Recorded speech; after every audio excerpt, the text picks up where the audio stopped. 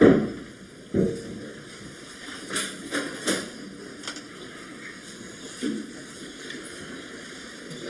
court has received notification from the jury that they have reached a verdict. Both sides ready to receive the verdict? Ready, Your Honor. Yes, sir. Ladies and gentlemen, this courtroom is very full, and I do not know what this verdict is. But remember, whatever the verdict is, we're in a courtroom, all right? And there will be no reactions to the verdict, all right? Let's go to work.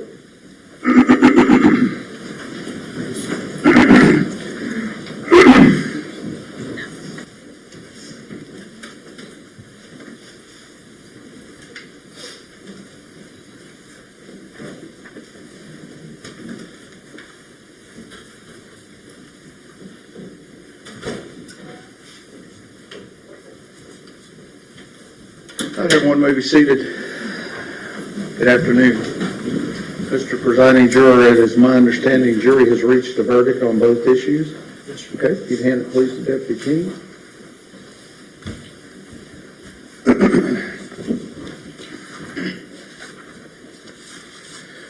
Answers to special issues. Special issue number 1, whether there is a probability that the defendant would commit criminal acts of violence that would constitute a continuing threat to society. Answer, we, the jury, unanimously find beyond a reasonable doubt that the answer to special issue number 1 is yes, signed by the presiding juror.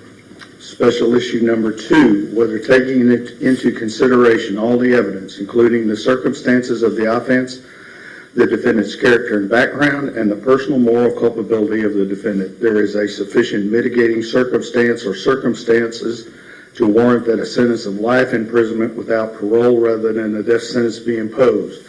Answer, we, the jury, unanimously find that the answer to special issue number 2 is no, signed by the presiding juror. Does either side desire a poll? No, Your Honor. No, Your Honor. Ms. Anderson, Mr. Goebel, is there any legal reason why sentence should not be pronounced? No, Your Honor. Mr. Horner, if you'd stand, please. It's the order of the court that you, Tanner Lynn Horner, has been adjudged to be guilty of the offense of capital murder as found by the jury. Jury having answered the special issues, making it mandatory that your punishment be death, it is therefore the order of this court that your punishment be death.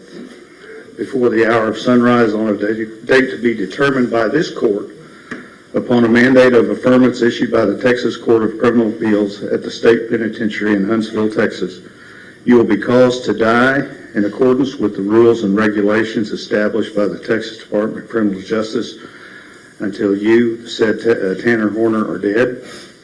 Said execution procedure shall be determined and supervised by the Director of the Texas Department of Criminal Justice.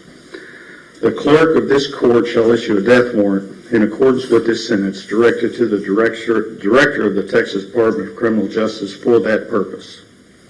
Clerk shall deliver such warrant to the Sheriff of this county and to be by him delivered to the Director of the Department of Criminal Justice together with you, and you will remain to the custody of the Tarrant County Jail to await transportation to the Texas Department of Criminal Justice at Huntsville, Texas, and the execution of this sentence. I will sign this death sentence as required by law. Your appeal of the finding of this guilt by the jury and their determination of the answers to the question in this sentence are automatically appealed to the Texas Court of Criminal Appeals in Austin, Texas. You will be appointed a lawyer to represent you on direct appeal, and your lawyer will receive a copy of the record of this case at no charge. You have the right to have a second lawyer to represent you on writs of habeas corpus. It's a separate matter from your direct appeal. Do you wish to have counsel appointed for your writ purposes? Yes, sir. Okay, then I will appoint you writ lawyers for that. Ms. Anderson, Mr. Goebel, if you will remain on his case pending his decision, and we have all the appellate paperwork filled out, I have received his acknowledgement certification of the right to appeal, and I appreciate you doing that. You may be seated. Is there an allocution?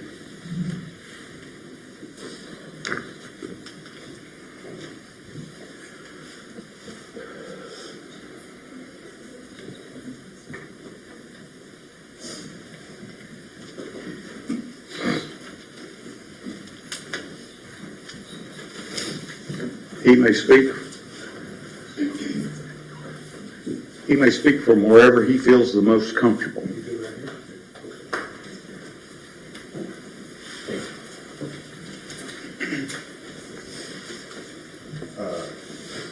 I'm Athena Strand.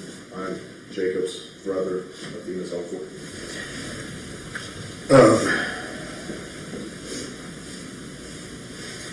There are no words that truly capture the devastation that Tanner Horner caused us and our family. What he took from this world was not just a child. He took a life, a future, and a piece of every single person who loved him. He took a granddaughter, a daughter, a niece, a cousin, and a friend.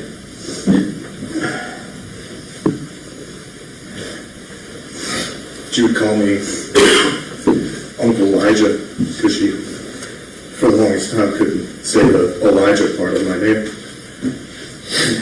It was the best thing to see her running up to me with her arms open, yelling, "Uncle Elijah." And that's one of my last memories I have of her. And now I get to never hear that again. Athena was more than a headline. She was laughter, curiosity, kindness, and innocence.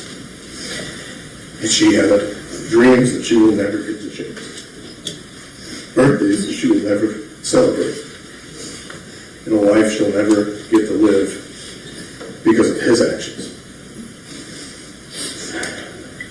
Our family has been left with an emptiness that can never be filled. I have 3 daughters, 2 that got to meet her and grow with her, and 1 that will never meet.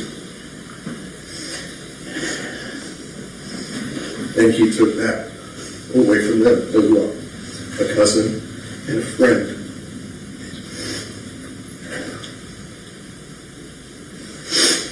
He stole a sense of safety from all of us in our family.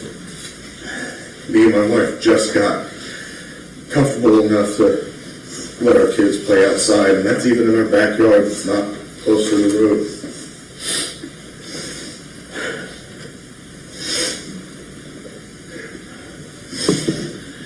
He's robbed us of safety, peace, and our trust in the world, and forever changed who we are as a family. And we are left to carry grief that never fades. We are left with questions that will still never have answers.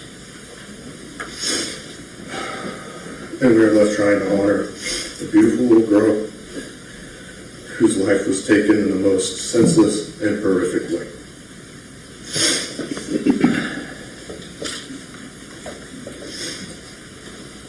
Tanner Horner, I want you to hear this directly. You did not just take a life, you destroyed a family. You took a little girl who trusted the world and repaid that innocence with violence. You chose to cause pain that will last generations. You say you found God, but what you did to Athena stands in direct opposition to everything that you now claim to believe.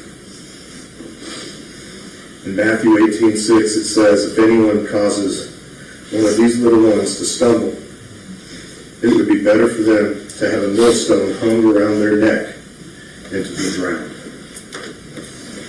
That is how seriously harm against a child is judged. And you will be judged. You will face the wrath of God. But I want you to know that you are nothing. You are a footnote in Athena's story. Her name will forever be remembered. Her name will forever be celebrated, and everyone will forget you. You wanted your 15 minutes of fame. You got it. and no one's gonna remember you after this. Mr. Staton, any other allocutions? No, Your Honor, thank you. Your prisoner, Sheriff.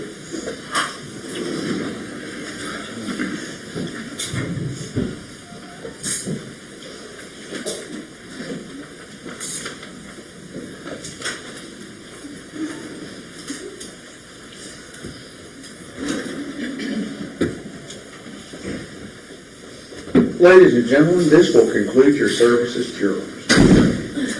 I bet in December, don't sit down, Thank you, in Judge. December, that you got open that mailbox and saw a jury summons and you never thought you'd be involved in this, okay? Well, here we are 6 months later, and I thank you. And also in your presence, I want to thank the lawyers. Lawyers in real life don't behave like they do on television, okay?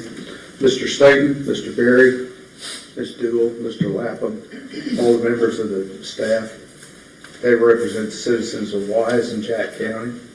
And I hope that those citizens have had a chance to watch their work because I appreciate it. Sanderson and Mr. Goldman are members of the Regional Public Defender's Office out of Lubbock. That is a government corporation that provides representation to people who are accused of capital murder where the state is seeking the death penalty in counties that have 100,000 in population or less. And that is 195 counties in the state. And all these lawyers do is death penalty cases. So think about that. What they had done in this case, they have to do it in 194 other counties.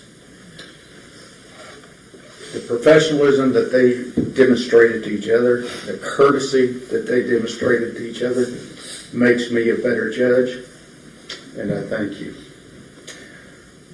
I thank the sheriff and his staff, bailiffs, and the rock in this room is the lady that's sitting right here in front of me. If y'all will retire to your jury room, I'll be back with some final instructions. Okay, thank you very much. All right.